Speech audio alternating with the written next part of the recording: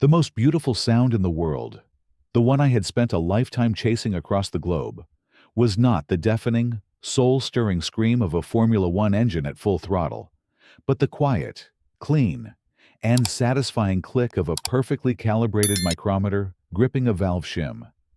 It was a sound that measured a tolerance of 1/1000th of an inch, a whisper of absolute precision.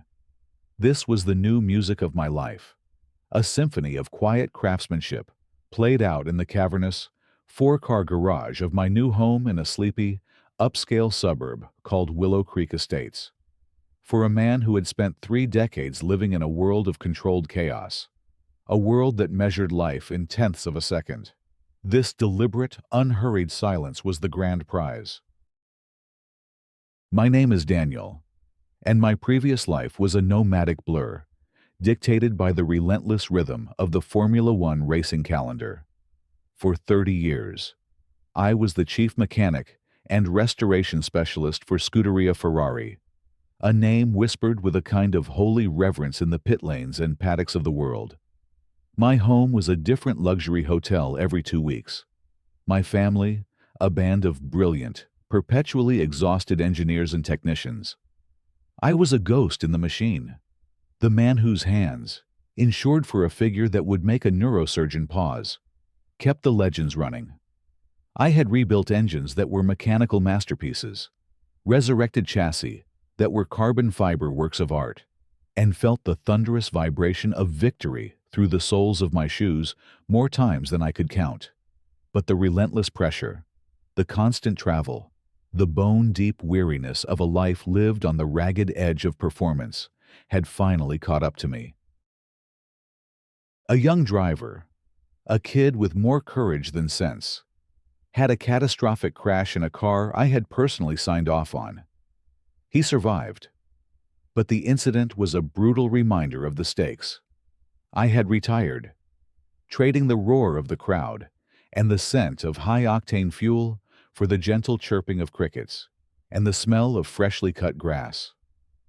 I was seeking a quiet corner of the world to fulfill one last, deeply personal promise. The garage was my sanctuary, my temple.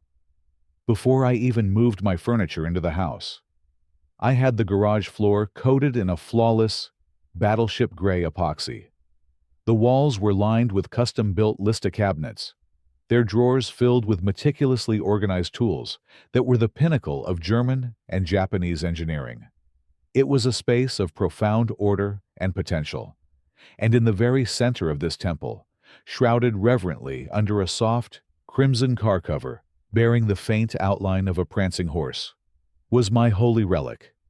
It was the chassis of a legend, a machine with a soul, and it was waiting for me to bring it back to life.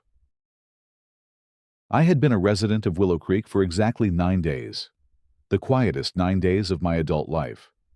I was in the garage, the main door open to the warm afternoon sun, using a small, surprisingly quiet air wrench to meticulously loosen the bolts on a 30-year-old suspension assembly.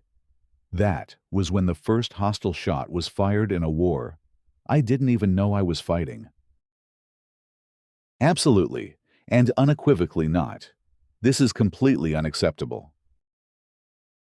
The voice was as sharp and shrill as a misfiring engine, cutting through the placid suburban air. I looked up to see a woman standing at the end of my driveway, her body rigid with indignation, her hands planted firmly on her hips. She was a vision of weaponized suburban perfection, dressed in a crisp, white tennis skirt and a pastel polo shirt, a matching visor perched on her immaculately coiffed blonde hair. She looked as though she had just stepped off the doubles court at the local country club and was now preparing to serve an ace of pure fury. "I'm sorry," I said, my finger instinctively releasing the trigger on the wrench. The silence that rushed back into the garage felt suddenly fragile, tainted. The noise, she shrieked, marching up my pristine driveway with the determined stride of an invading general. "This is a residential community, a place of peace and quiet, not an industrial park or a common garage. We have ordinances, standards. A certain level of tranquility is not just expected. It is demanded in Willow Creek. "It's 3 o'clock on a Tuesday afternoon," I stated, my voice the carefully modulated, low rumble calm I had used for decades to soothe nervous drivers and defuse tense situations in the pit garage. "And this is a handheld air wrench, not a jackhammer." "I don't care if it's a sewing machine," she snapped, her eyes narrowing as she peered past me, her gaze sweeping across my sanctuary. I could see the disgust on her face as she took in the sight of my professional-grade tool chests, the hydraulic lift, the neatly coiled air hoses, and the shrouded form of the car. It was a look of profound, almost philosophical revulsion. "This is clearly some sort of automotive workshop. Are you intending to run a commercial business from this property? A repair shop? Because I can assure you, that is strictly, and I mean strictly, forbidden by the covenants of this community." The accusation was so far from the truth, so insulting to the nature of my work, that for a moment I was speechless. "No, ma'am," I finally said, my patience, a notoriously long fuse, beginning to burn. "This is a private, personal hobby. A restoration project." "A hobby," she repeated, the word dripping with a class-based scorn that was unmistakable. She took a step closer, wrinkling her nose as if she had detected a foul odor. "Hobbies that involve industrial-grade equipment and create a disruptive, blue-collar racket are not welcome here. I am Patricia Dunham, president of the Willow Creek Estates Homeowners Association." She delivered the title with the weight and finality of a judge passing sentence. "And I am giving you this one, and only formal, neighborly warning. Cease this activity immediately. You will find that we are very, very serious about protecting the tranquility and the exclusive character of our community." She didn't wait for my response. She spun on the heel of her pristine white tennis shoe and marched away. A conquering hero who had just put a noisy peasant in his place. I stood there, the quiet hum of the garage's overhead lights the only sound. I had spent my life working on machines that were the absolute pinnacle of human ingenuity, marvels of power and beauty that had brought joy and excitement to millions.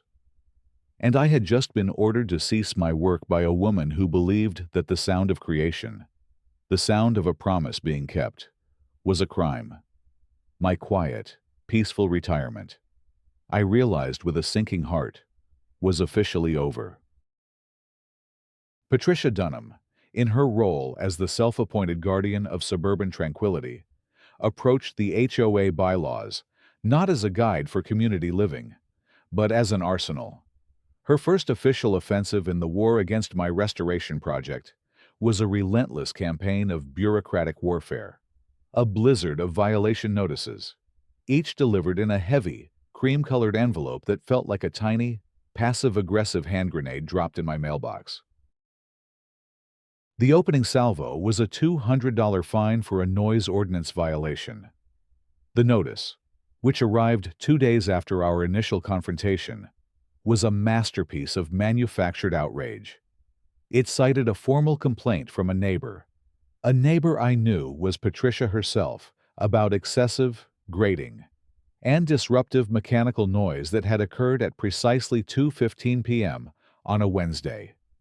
This was the time I had been using a small, handheld orbital sander to delicately feather the edge of a new piece of fiberglass bodywork. The tool produced a low, humming buzz, no louder than a household electric toothbrush, and I had used it for less than 10 minutes.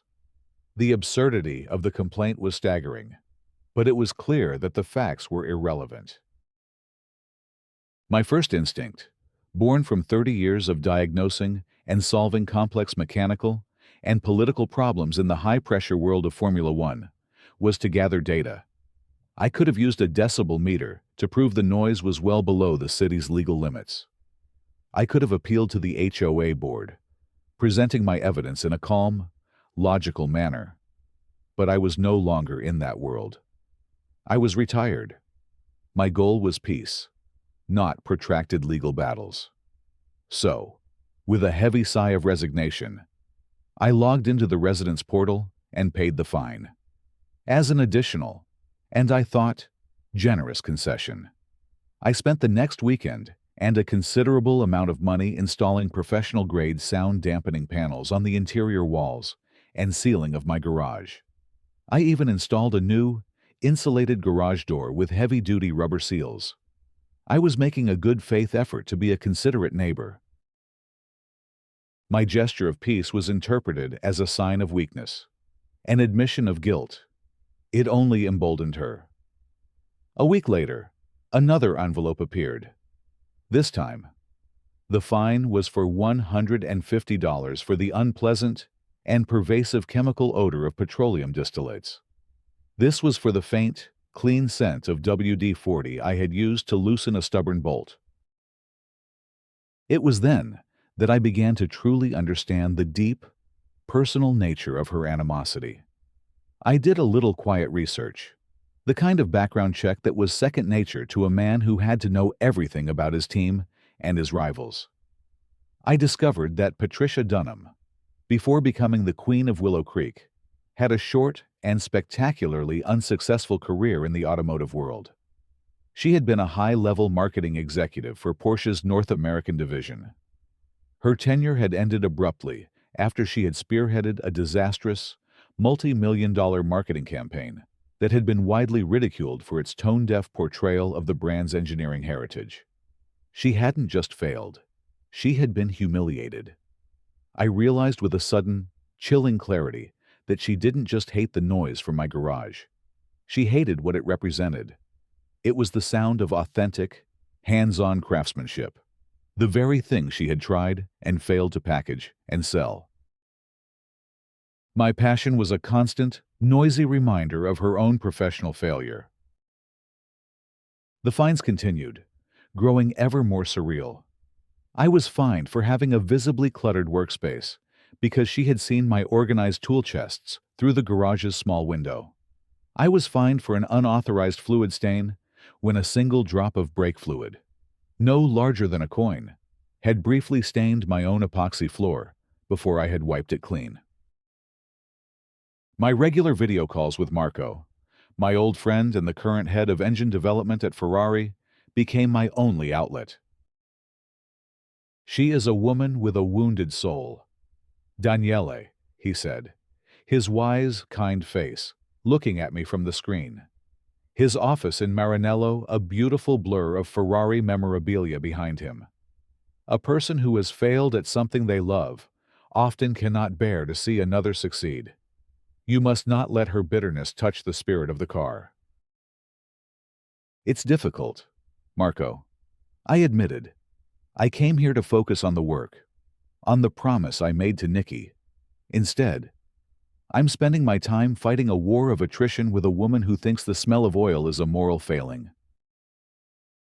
"Then you must focus on the music of the engine," he said, his eyes twinkling. "How is the flat 12, by the way? Is she breathing yet?" "She is," I said, a genuine smile breaking through my frustration. "I had her on the diagnostic rig yesterday. The power curve is smooth. The telemetry is clean. It's the original mechanical fuel injection system. A beautiful, complicated nightmare. But it's working. It's almost ready." "That is the only thing that matters," Marco said firmly. "That car, Chassis 022, is more than a machine. It is the spirit of a champion. It is the heart of Nikki. You are its guardian. Daniele, do not let the small, angry people of the world distract you from that sacred duty." His words were a balm to my weary soul, but my resolve was tested anew a few days later. A heavy, wooden crate arrived from a specialist supplier in Italy. It contained a set of original, irreplaceable, new old stock pistons for the 312T's unique flat 12 engine. They were the last known set in the world. The delivery truck left the crate at the end of my driveway.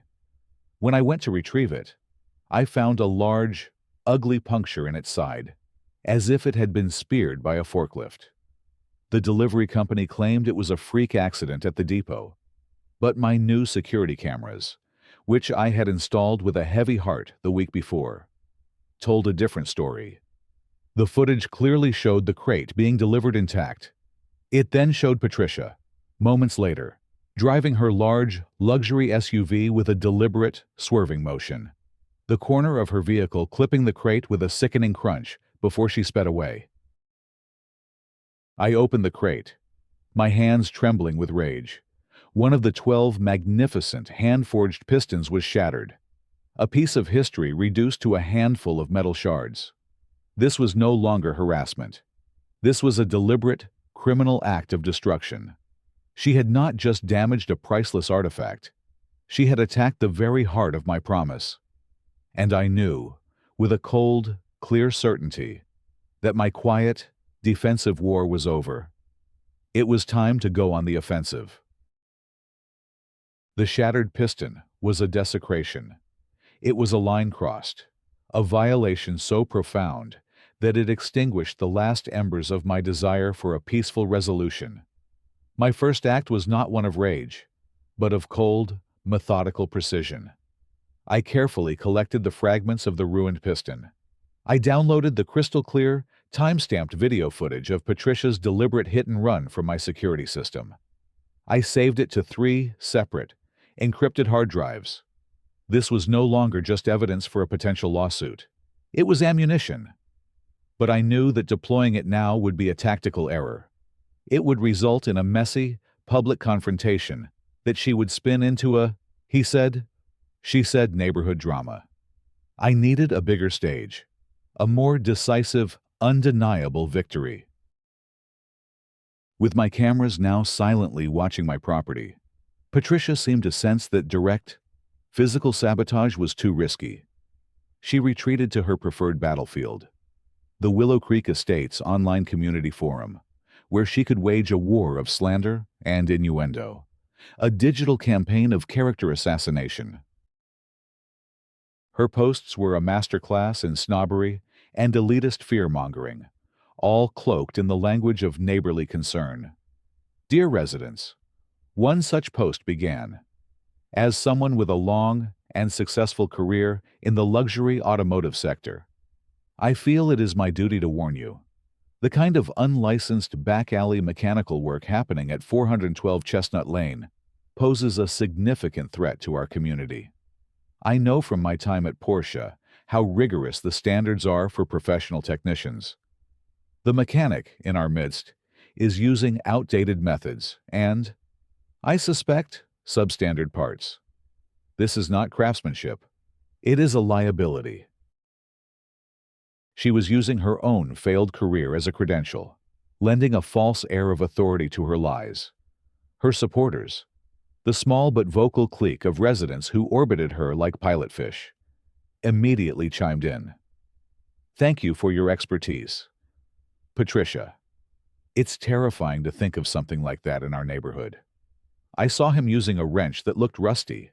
It's probably not safe. The wrench, I recalled with a grimace, was a vintage, perfectly calibrated tool from the 1970s, a piece of history in itself. Her campaign had a chillingly effective real-world impact. The social isolation became absolute. One afternoon, I was at the local gourmet market. I saw a couple who lived 3 doors down from me. We made eye contact, and, for a fleeting moment, I saw a flicker of recognition. But they quickly looked away, turning their cart down another aisle, as if they hadn't seen me. I was no longer a neighbor. I was a contamination. The weight of this isolation began to affect my work. My garage, once a sanctuary, now felt like a besieged fortress. I found myself wrestling with a profound ethical dilemma. I possessed the evidence to destroy her reputation, to expose her as a liar and a criminal. The old Daniel, the man forged in the cutthroat. political world of Formula One would not have hesitated. He would have leaked the video, anonymously, to the entire neighborhood and watched her world burn. But the new Daniel, the man who had come here seeking a quiet life, a man still grieving the loss of his partner, who had been hounded by public pressure, was hesitant. To engage in a public smear campaign, even a truthful one, felt like a betrayal of the very peace I was trying to build. It felt like becoming her. I was cleaning the intake trumpets of the 312T's engine, the 12 beautiful, polished cylinders that gave the engine its iconic roar, when a memory, sharp and poignant, came back to me. It was years ago, after a difficult race. I was sitting with Niki Lauda in a quiet corner of the Ferrari hospitality suite. He was talking about his fiery crash in 1976, the one that had almost killed him. Everyone expected me to quit, he had said. His voice, a low, raspy whisper. They said it was the logical thing to do. But racing, it is not always about logic. Daniel, it is about passion. Sometimes, you have to be illogical. You have to fight, even when the whole world tells you to be quiet.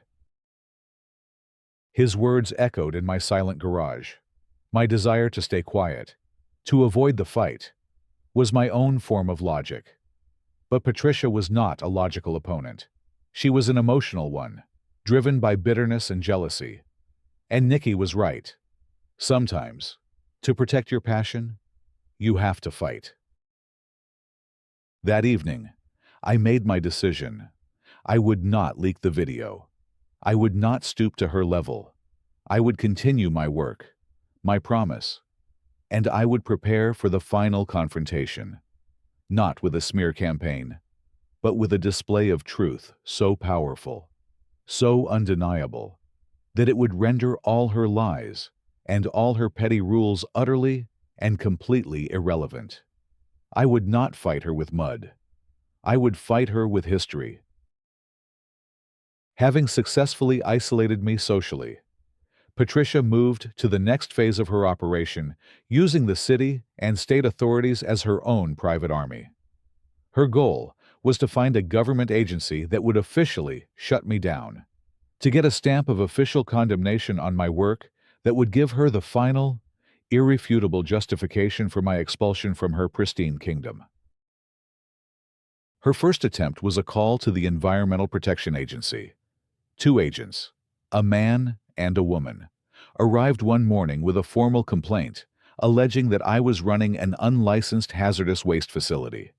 The complaint, they told me, was incredibly detailed, listing specific chemicals and alleging that I was pouring them down the storm drain at night. I can assure you, that is absolutely false, I said, my voice a carefully controlled monotone. I led them to my garage and showed them my professional-grade waste disposal station. I showed them my sealed, labeled containers for used oil, coolant, and solvents. I then presented them with my binder, which contained a multi-year contract with a licensed, professional hazardous waste disposal company, along with the detailed manifests for every single pickup they had made since I had moved in. The agent spent nearly an hour reviewing my meticulous records. They were clearly impressed. "Sir," the woman said, handing the binder back to me, "your disposal protocols are more rigorous than those of most of the commercial repair shops we regulate. This complaint is baseless, a malicious filing. I'm sorry for the intrusion." I had won the battle, but the invasion of my sanctuary left a bitter taste in my mouth. A week later, she tried again. This time, it was the city's zoning commission, with a complaint that I was operating a commercial business in a residential zone.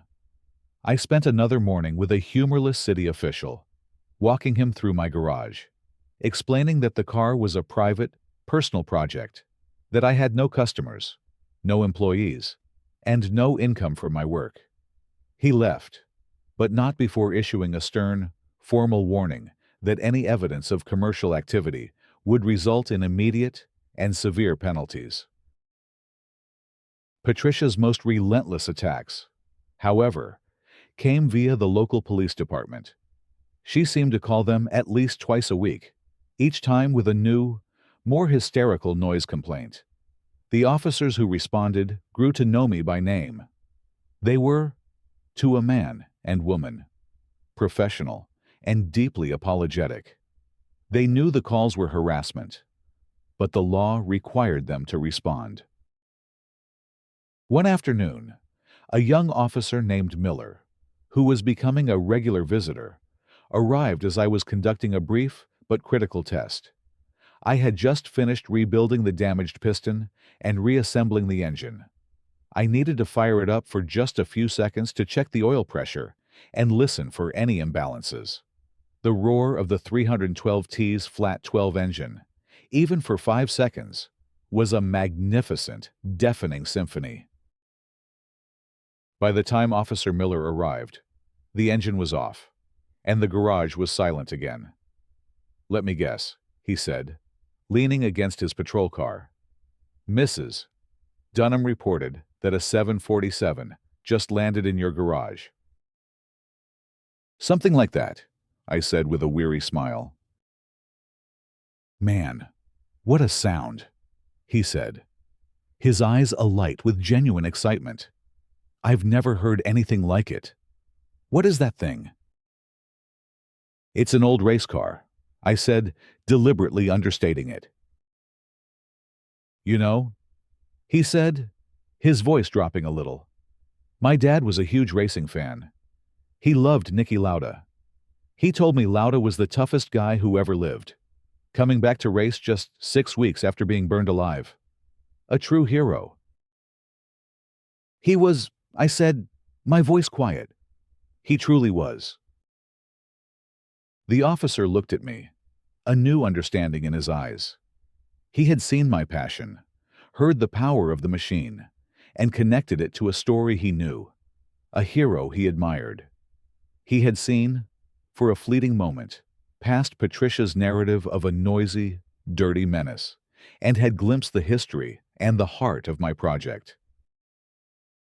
"Well," he said, snapping back to his official duties, "everything's quiet now. I'll clear the call." He turned to leave, then paused. "For what it's worth, Daniel," he said, "what you're doing in there, it sounds important." His words, a small, unexpected gesture of human connection and validation, were a profound encouragement. But I knew that his quiet support would not stop Patricia. She had failed with every authority she had summoned. Each failure was pushing her closer to the edge, closer to her final, desperate, and most dangerous move. She had tried to use the existing laws against me. Now, she would try to create a new law, one forged from her own bitterness and designed for the sole purpose of destroying my promise. Having been thwarted by every municipal and state agency she had weaponized against me, Patricia Dunham made her final, decisive move. She decided that if the existing laws of the land were insufficient to bend me to her will, she would simply create a new one. As president of the HOA, she had the power to propose amendments to the community bylaws, and she crafted an amendment so perfectly, so viciously targeted at me, that it was less a piece of legislation and more a declaration of personal war. The official notice arrived in every resident's mailbox, a formal announcement of an emergency HOA board meeting to be held in 1 week.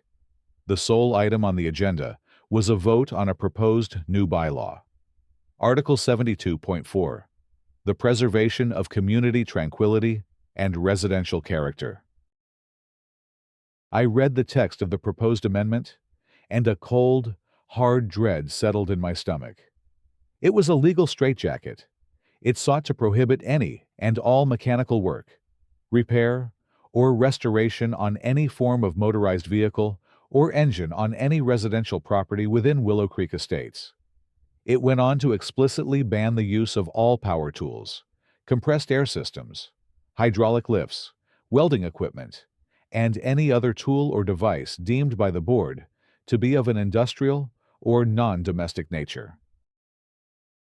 It was a law designed to make my passion a crime. It would render my $500,000 garage and the priceless piece of automotive history within it completely and utterly useless. It was, in short, a checkmate. I knew, from the cold silence of my neighbors and the triumphant tone of her announcement, that the vote was a mere formality. She had spent months poisoning them against me, and they would gladly vote to excise the greasy, noisy cancer from their midst.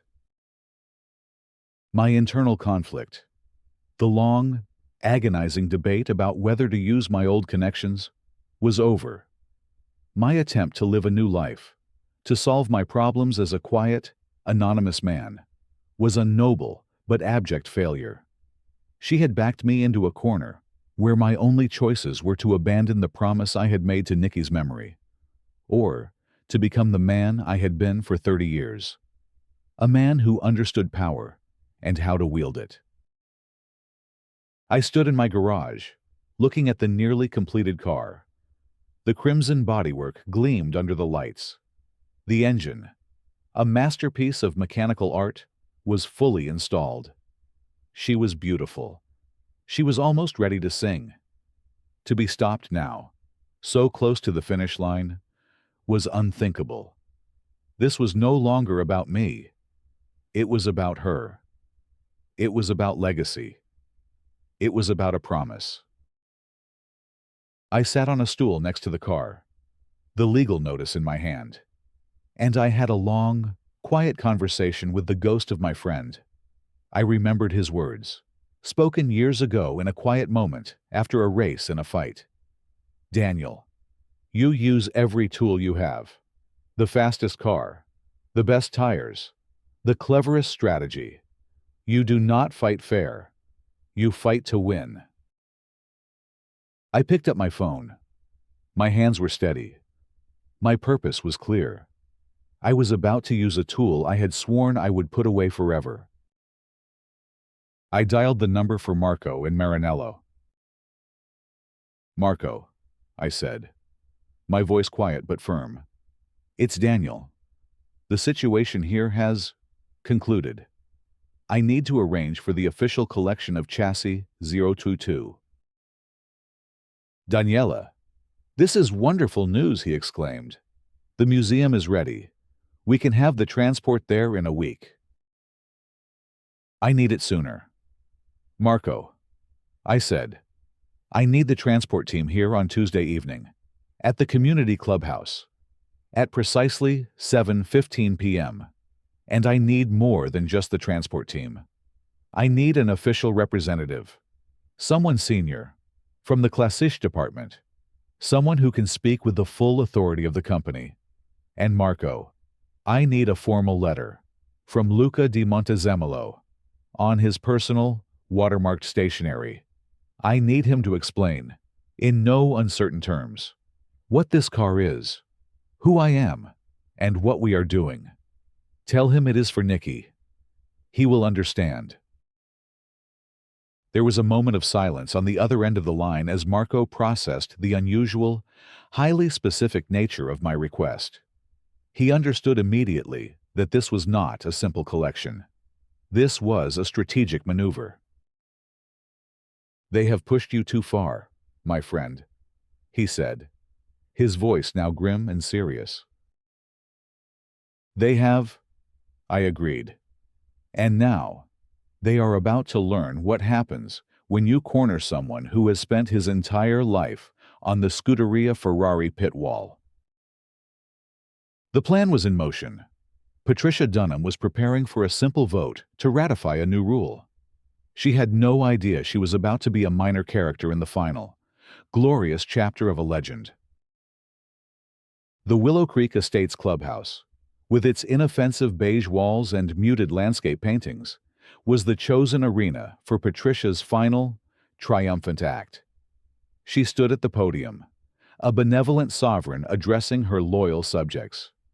The room was full, the air thick with the smug certainty of a foregone conclusion.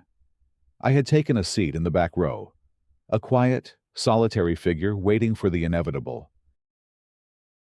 Patricia was delivering a soaring oration on the virtues of tranquility, the importance of property values, and the moral necessity of preserving the exclusive, professional character of their community.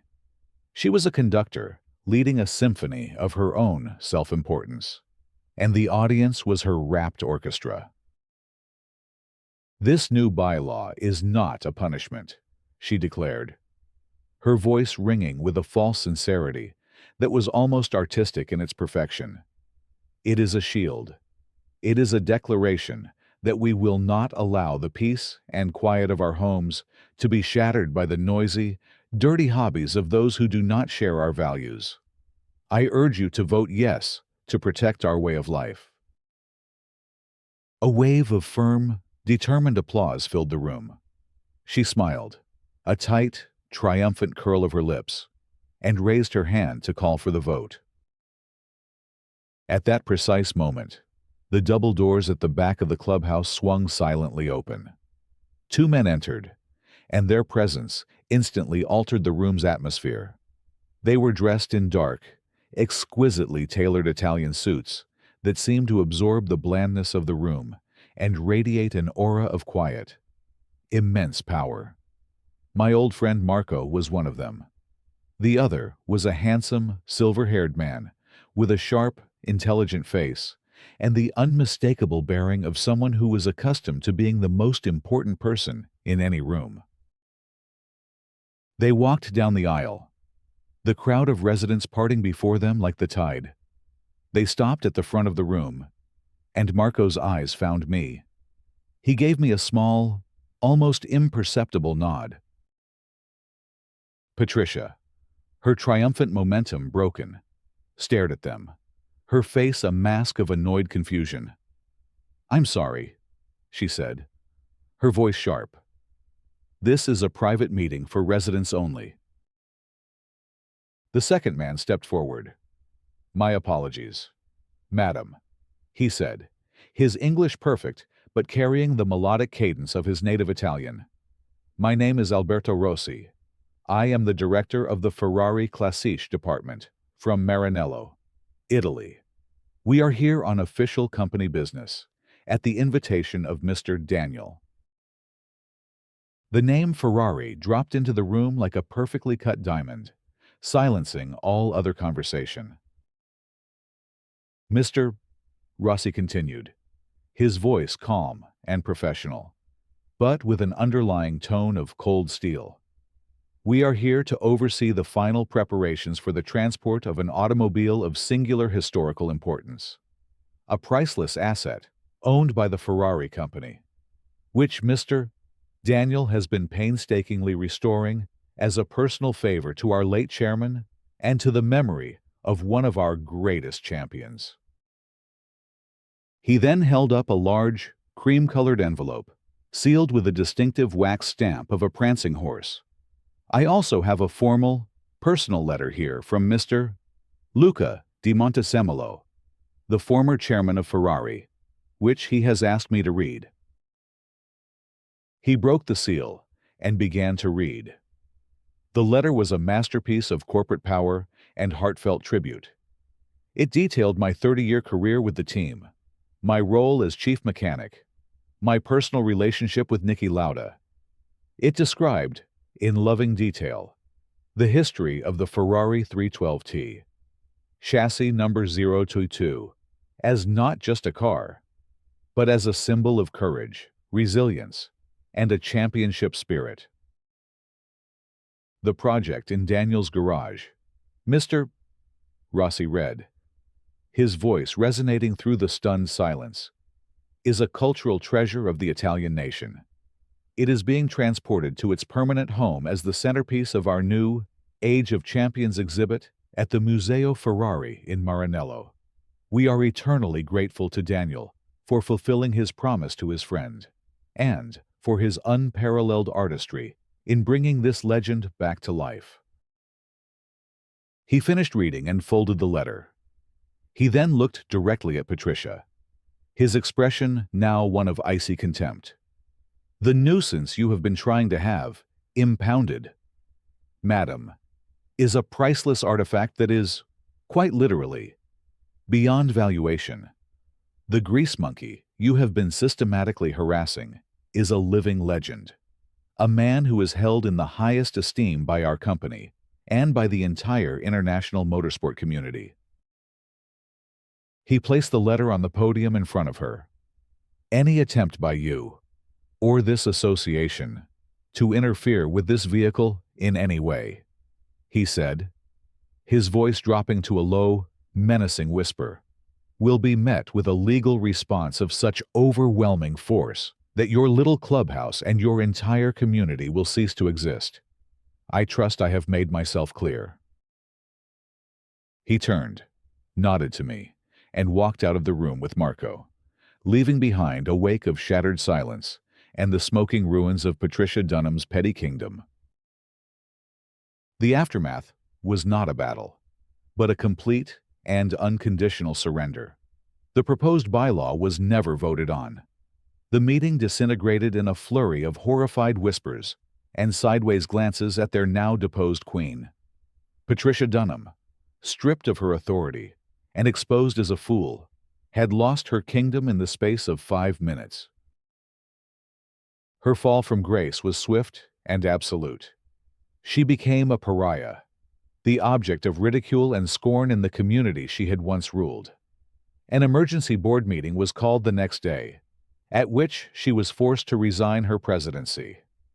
A subsequent audit, demanded by angry residents who now realized they had been manipulated, uncovered her history of financial mismanagement, particularly her use of HOA funds to pay for her personal legal vendettas. Faced with social ruin and a potential lawsuit from the very community she had lorded over, she and her husband sold their house and vanished from Willow Creek, leaving behind nothing but the cautionary tale of her own spectacular downfall. My life, which had been a state of constant, low-grade warfare, finally found the peace I had craved. The hostility of my neighbors was replaced by a kind of awed, deeply apologetic respect.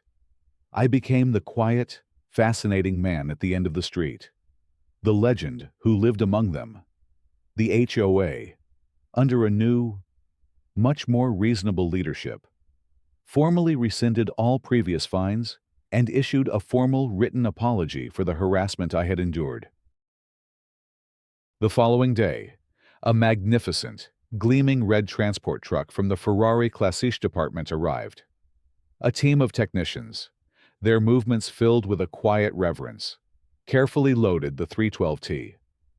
I stood in my driveway and watched as the truck pulled away, carrying a piece of history and a piece of my heart, back to its rightful home. My promise to Nikki was fulfilled. I still live in Willow Creek. My garage is still my sanctuary, but it is no longer a fortress. It is a place of quiet, joyful work. I have a new project now, a smaller one, a vintage motorcycle that requires the same precision, but produces a much gentler sound. My neighbors, when they walk by, often stop, not to complain, but to watch, to ask questions, to share in the simple, honest beauty of a machine being brought back to life by a man who has finally, truly, found his peace.